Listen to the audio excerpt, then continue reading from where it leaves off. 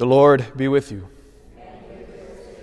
A reading from the Holy Gospel according to Matthew.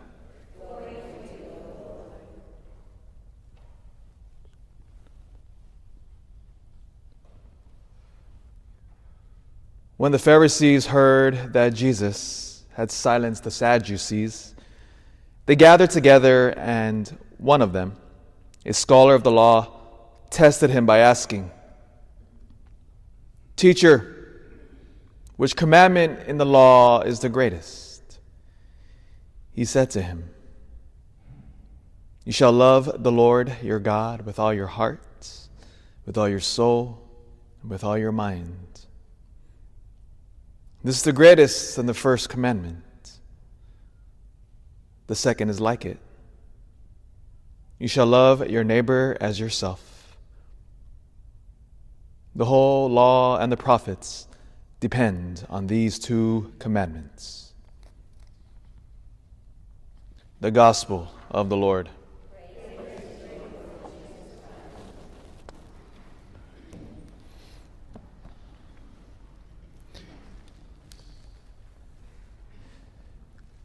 There's a beautiful religious community based out of France, one of my favorites.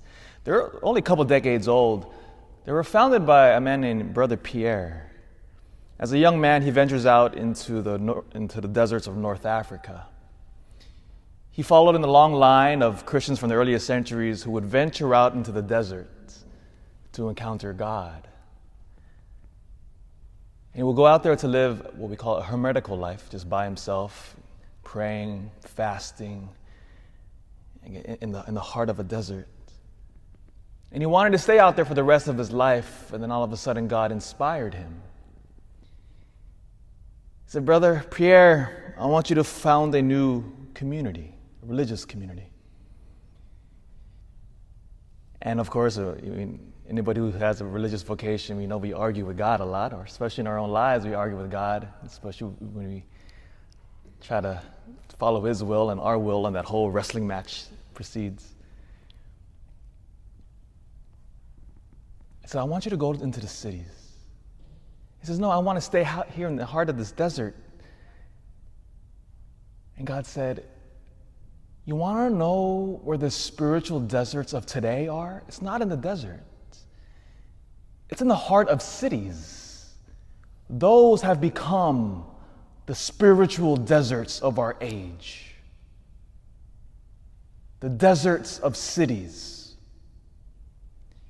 And so when he founded this religious community, they're called, and I'm going to butcher it because my French is horrible, but it's called Les Fraternités de Monastique Jérusalem, the monastic communities of Jerusalem. You'll find them mostly in Europe right now. The closest foundation is in Toronto. So the whole goal of this religious community, they live as monks and nuns, separate communities. They get together for Mass and for the liturgy of the hours. And they chant some of the most beautiful, meditative, one of the most transcendent liturgies you've ever encountered. You walk into these places and you hear the monks and nuns chanting in polyphony and harmonizing. It's like you walked into heaven.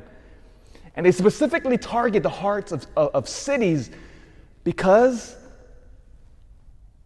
there's little love of God now that's become the hearts of of Paris, where they're founded, San Francisco, the LAs, the Sacramentos, the New Yorks.